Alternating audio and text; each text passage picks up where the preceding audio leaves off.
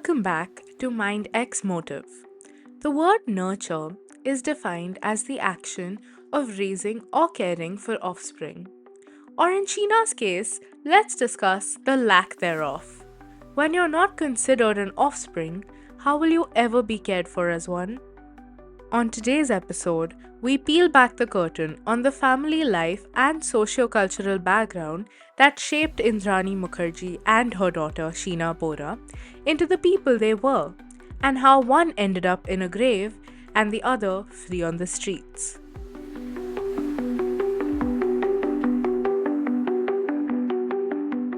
Now, I have already told you all how the investigation and the forensic analysis had a lot of issues. Let me explain to you the situation that the police and locals used to face in that forested area where Sheena's remains were found. The place was known for its mysterious ability to have dead bodies appear. At that point, it wasn't even an uncommon incident, especially for Ganesh, as he was the son of a police officer and grew up in the area seeing this insane occurrence. All he did was take a picture of the dead body and reported it to the police.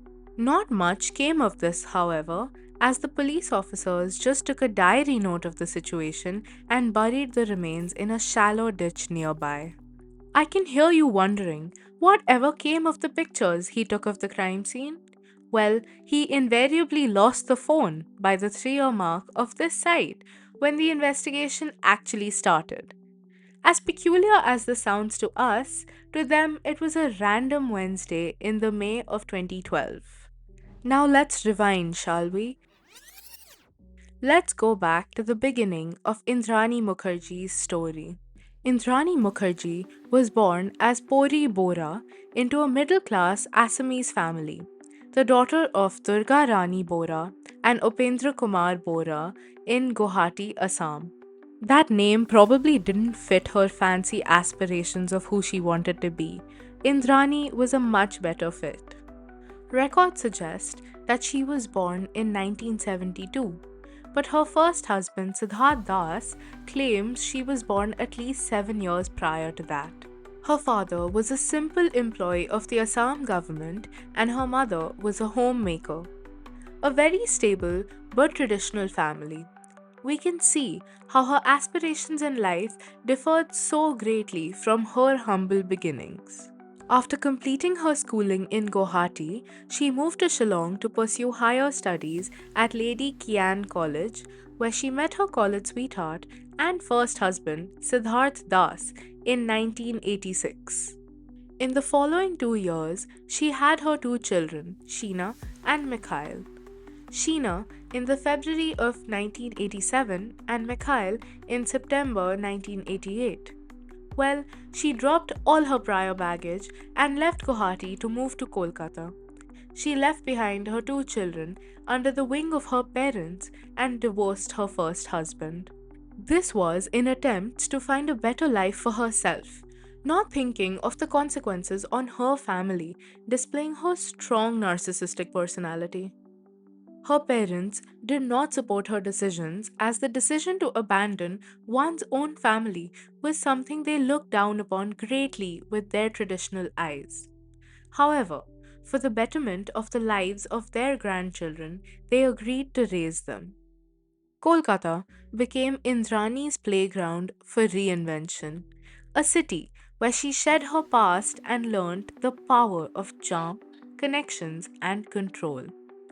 Indrani studied computers while residing there, and during her time spent in Kolkata, she met her second husband and accomplice in the crime, Sanjeev Khanna.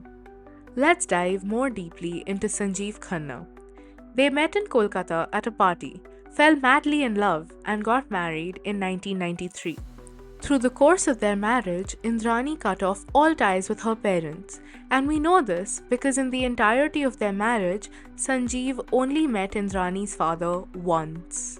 Sanjeev, like Peter, was also a powerful and wealthy man, but his social influence was less than that of Peter, leaving something for Indrani to crave. He completed his schooling from the Mayo College in Ajmer. He was a member of the Calcutta cricket and football clubs and an avid equestrian. Talk about activities meant for the rich. At some point in their marriage, after having their daughter Vidhi in 1997, the couple moved to Mumbai, where Indrani's ambitions started taking flight and she began her very own business. In one of these business meetings, she met her third husband, Peter Mukerjea, a powerful figure in the media world in the beginning of 2002. They were both married when they met for the first time, but both their marriages were at their penultimate limit. The dam broke, and Indrani Mukherjee divorced her second husband due to growing incompatibility and conflicting ambitions. Their relationship reportedly soured as Indrani became more career driven and socially ambitious, while Khanna preferred a quieter life. Indrani moved in with Peter before her divorce was even finalized. By November that same year, Indrani and Peter were married. Their union marked her official entry into Mumbai's elite circles. After the wedding, Indrani's daughter from her previous marriage, Vidhi Khanna, moved in with them and took the Mukherjee name.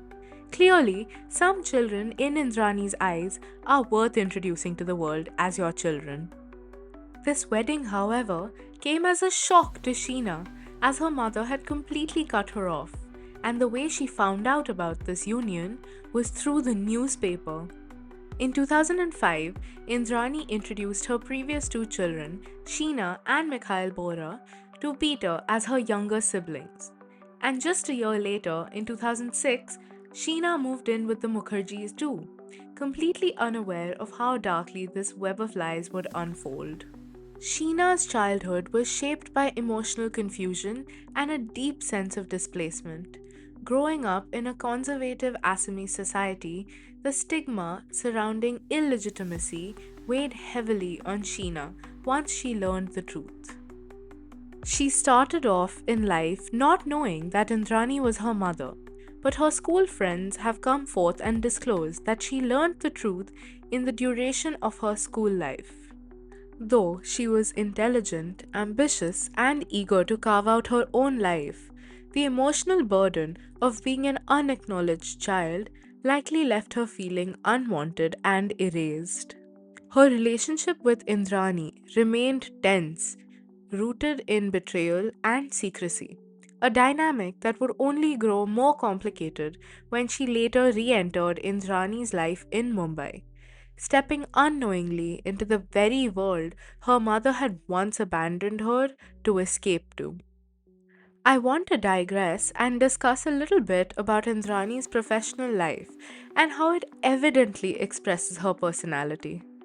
By the mid 2000s, Indrani Mukherjee had firmly planted herself in Mumbai's elite circles, co running INX Media alongside her husband, Peter Mukherjee.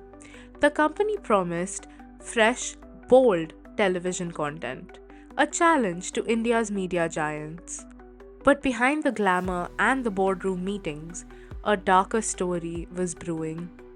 In 2007, allegations surfaced that INX Media had violated foreign investment regulations with funds raised from overseas investors, allegedly diverted for personal luxuries and lifestyle indulgences.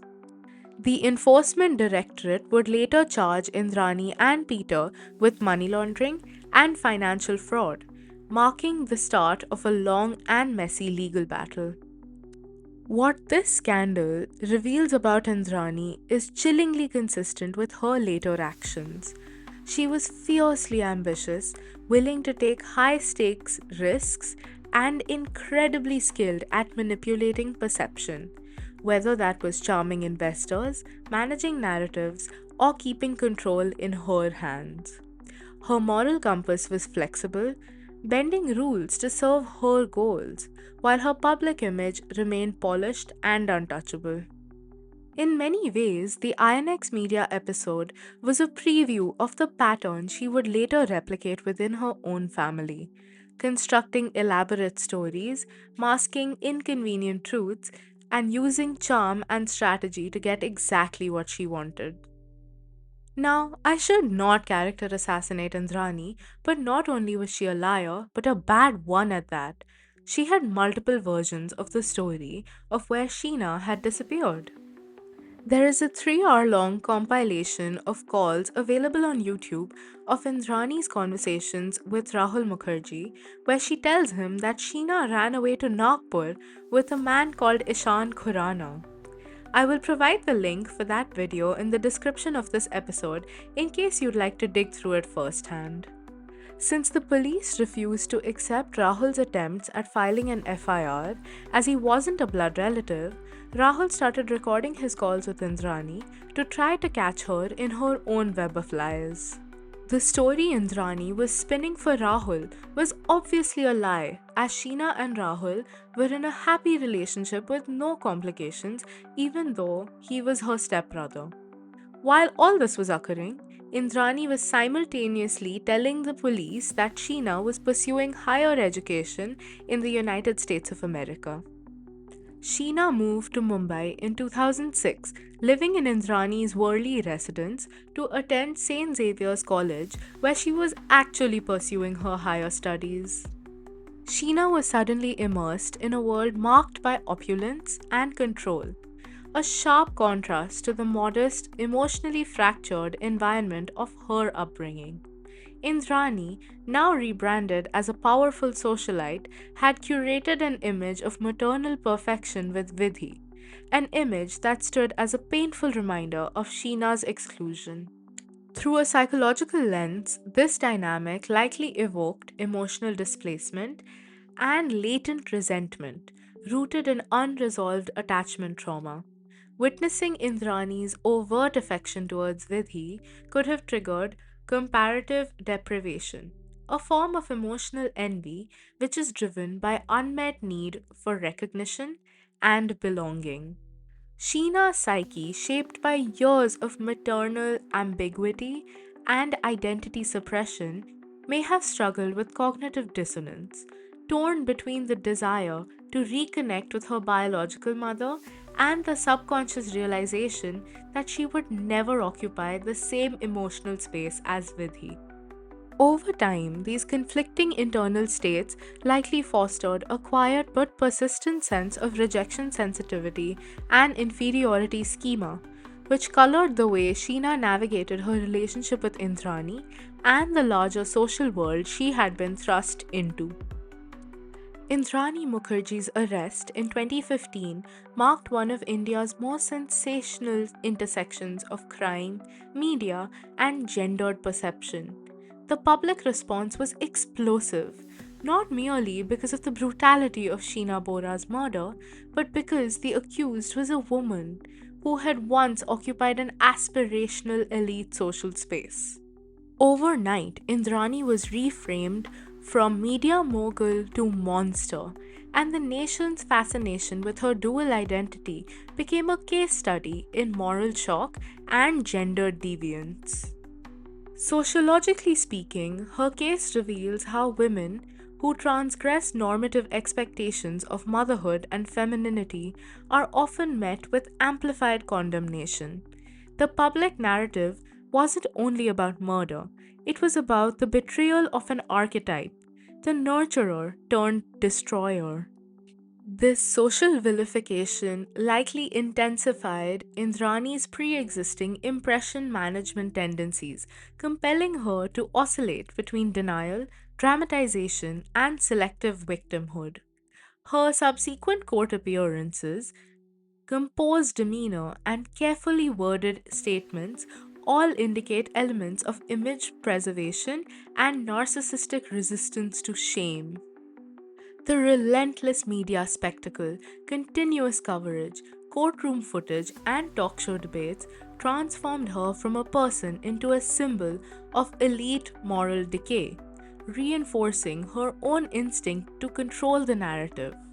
Rather than to express remorse, Indrani appeared to engage in self concept maintenance, reframing her story through charisma and partial truths.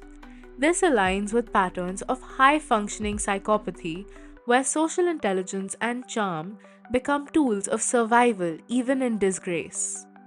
And so, when the nation watched Indrani Mukherjee walk into court, composed, immaculate, and unflinching, it wasn't just a criminal they saw, it was a reflection of everything we refuse to confront about power, image, and the illusion of nurture.